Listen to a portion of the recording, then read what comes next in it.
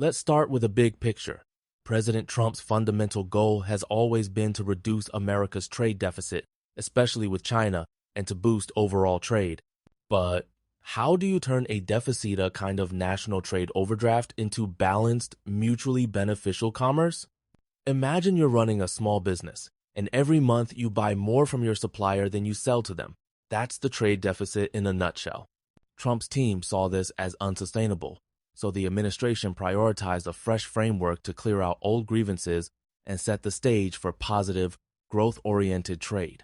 Now, you might be thinking, can decades of complicated trade imbalances really be solved with just a new agreement?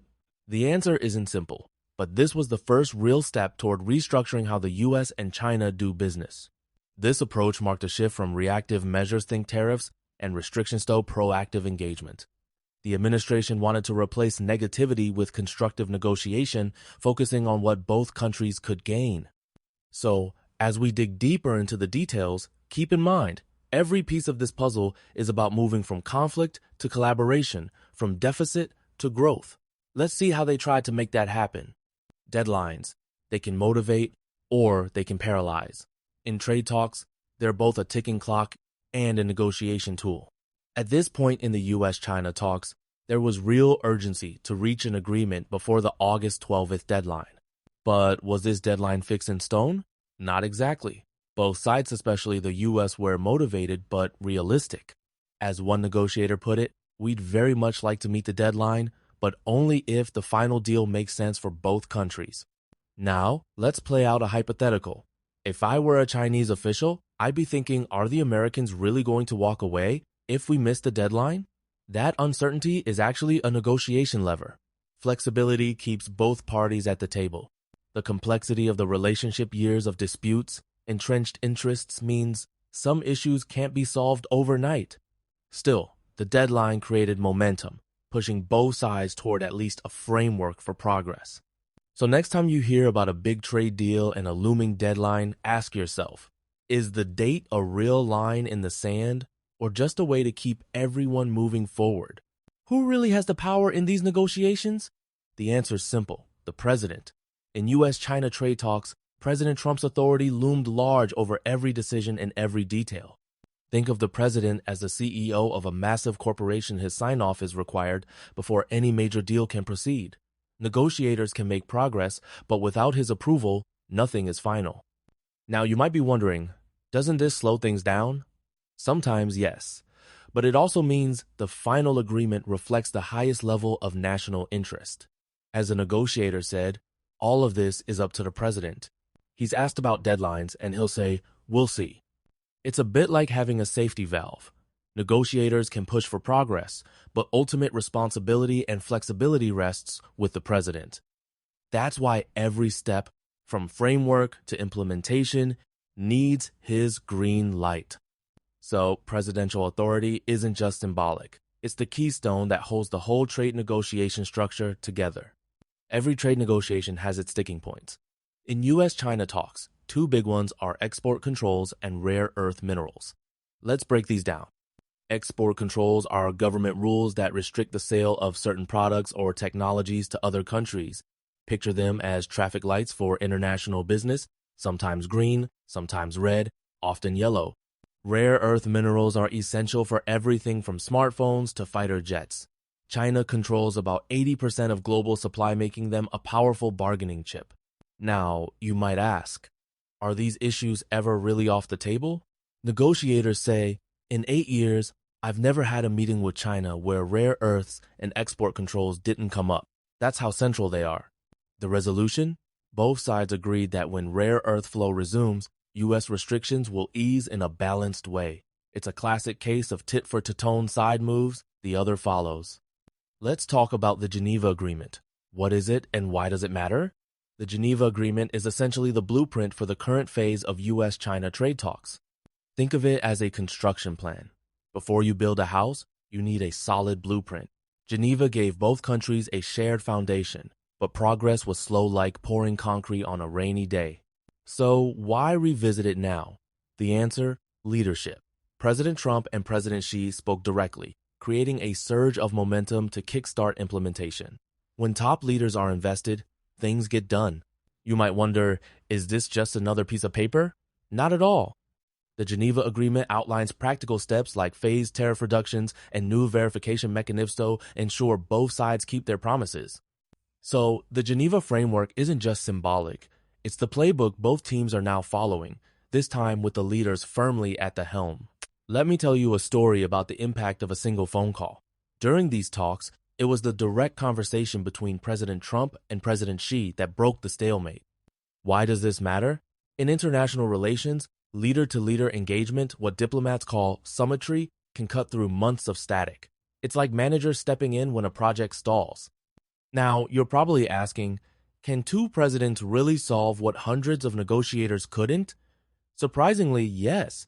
Their personal investment set a tone of urgency and accountability. That phone call built trust, created deadlines, and gave negotiators the authority to make tough decisions. It's the difference between spinning your wheels and actually moving forward. So, next time you hear about a diplomatic breakthrough, remember, sometimes it's not the documents, but the dialogue at the very top that makes the real difference. An agreement on paper is just the beginning. Implementation is where the rubber meets the road. So, what does turning a framework into action really look like? Imagine drawing up a business plan, exciting, right? But it's only when you start hiring, producing, and selling that the benefits become real. For the US and China, implementation means actual changes in tariffs, exports, and compliance checks. Now, here's the conflict. Both sides have to trust that the other will follow through. That's why frameworks include verification mechanisms. Think of them as international auditors making sure promises turn into practice. Hypothetically, you might wonder, what if one side drags its feet? The answer? Penalties can snap back into place or talks can stall, so both sides have skin in the game.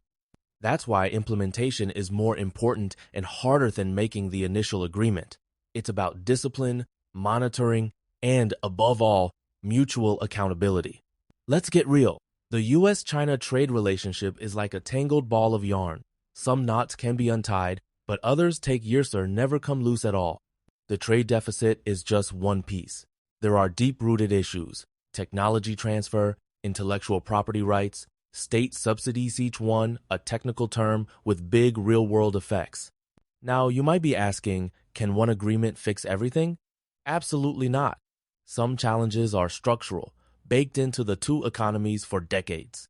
Others, like rare earth minerals or export controls, flare up and cool down but never fully go away. The resolution? Focus on what's achievable: incremental steps, not silver bullets. Each agreement chips away at the mountain, even if it doesn't level it overnight. So, as these negotiations continue, remember, progress is measured in inches, not miles. Enduring challenges are part of the landscape, not obstacles to ignore. What keeps a trade deal from falling apart? Two things: enforcement and trust. Without both, even the best agreements are just wishful thinking. Enforcement means having clear, measurable steps and consequences if those steps aren't followed. Think of it like a rental lease. If someone doesn't pay, there are penalties. In trade deals, this can mean snapback tariffs or dispute resolution panels, technical terms for ways to keep everyone honest. But here's the conflict. Too much enforcement can signal mistrust, while too little invites cheating. Negotiators have to strike a balance, building mechanisms that are strict but not stifling. So, as President Trump's team emphasized, the deal's value depends on its enforceability. Trust is earned, but enforcement gives it teeth. Let's zoom out. Trade isn't just about goods and services. It's tangled up with issues like fentanyl, trafficking, tariffs, and even national security. These are the wild cards of international negotiation. Fentanyl, a potent opioid, is a crisis for the U.S. Trade talks included experts on both sides, because resolving this isn't just about commerce, it's about saving lives. Meanwhile, tariff taxes on imports are still a major lever. They're both punishment and bargaining chip, technical tools that affect billions in trade flows. Now, you might ask, what about national security? Interestingly, some issues, like biosecurity threats, weren't discussed at the table, but they're always present in the background, shaping attitudes and decisions. So, the takeaway? Trade negotiations are never just about trade. They're a nexus of economics, security, and public health. One deal can ripple across every aspect of international life. So, where does this leave us?